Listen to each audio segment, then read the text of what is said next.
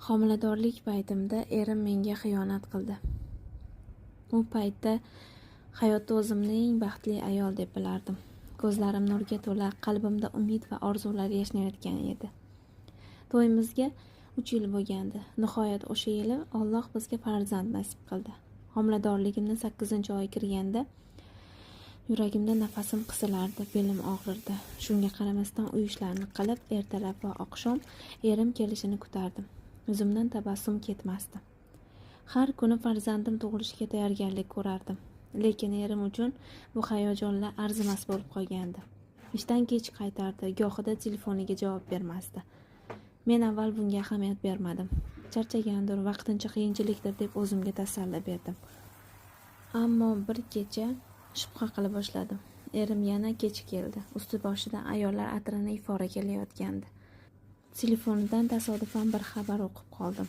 Kecha juda go'zal bo'ldi. Qachon yana ko'rishamiz? Uydagilar sezmayaptimi?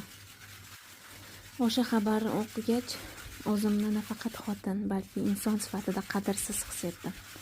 Men uyda yo'q sevgini izlab yuribman. U esa yuragidan boshqaga joy berdi. Yuragimda qattiq og'riq his qildim. Ko'zimdan yoshim oqardi, ammo bir og'iz dod qilmasdim. Ertalab erim kirganda zo'rg'a tabassum bilan kutib oldim. Siz kecha qayerda edingiz deb so'radim. Avvaliga inkor qildi, keyin jim bo'ldi.